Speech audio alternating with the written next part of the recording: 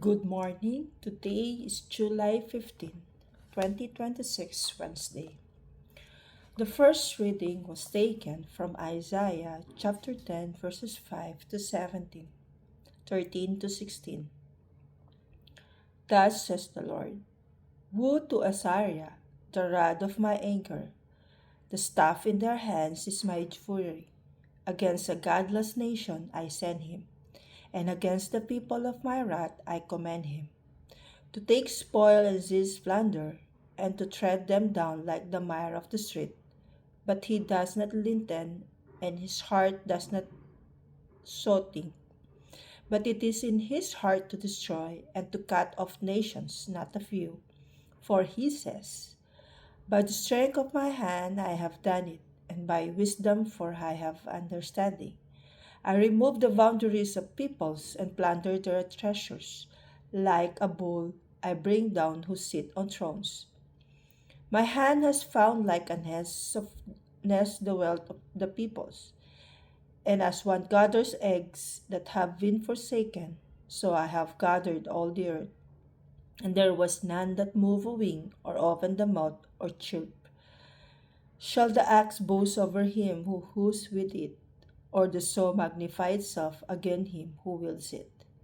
As if a rod should wield him who lifts it, or as if a staff would lift him who is not wood. Therefore, the Lord God of hosts will send wasting sickness among his stout warriors, and under his glory a burning wheel will be kindled like the burning of fire.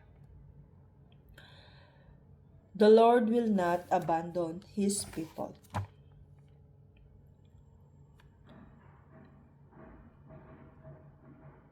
They crush your people, Lord, and they humble your inheritance.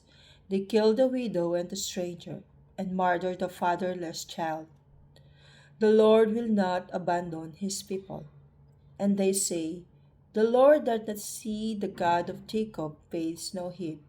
Mark this, you senseless people, fools, when you will understand. The Lord will not abandon his people. Can he who planted the ear not hear? Can he who formed the eye not see? Will he not train the nation not punish? Will he who teaches man not have knowledge? The Lord will not abandon his people. The Lord will not abandon his people, for nor forsake those who are his heritage. For judgment shall again be judged, and all true hearts shall uphold it. The Lord will not abandon his people. Alleluia, Alleluia. Blessed are you, Father, Lord of heaven and earth, that you have revealed to little children the mysteries of the kingdom. Alleluia. Today's Gospel was taken from Matthew chapter 11, verses 25 to 27. At that time, Jesus declared, I thank you, Father, Lord of heaven and earth, that you have hidden these things from the wise and understanding and revealed them to little children. Yes, Father, for such was your gracious will. All things have been handed to me by my Father, and no one knows the Son except the Father, and no one knows the Father except the Son, and anyone to whom the Son chooses to reveal him.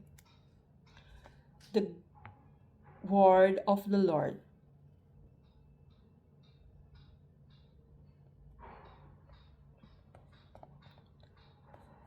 Jesus thanks the Father for revealing profound truths to the humble and childlike rather than to the wise and learned. This highlights the spiritual insight and the knowledge of God are not earned through human wisdom, but are gifts given to those who approach God with humility and openness. Jesus then speaks of his unique relationship with the Father, revealing that he is alone knows the Father and has the authority to make him known. This passage invites us to embrace a childlike faith, open to receiving the mystery of the kingdom. It reassures us that true understanding comes through a personal relationship with Christ, who is the key to knowing and experiencing God's love and wisdom. Good morning and have a blessed day.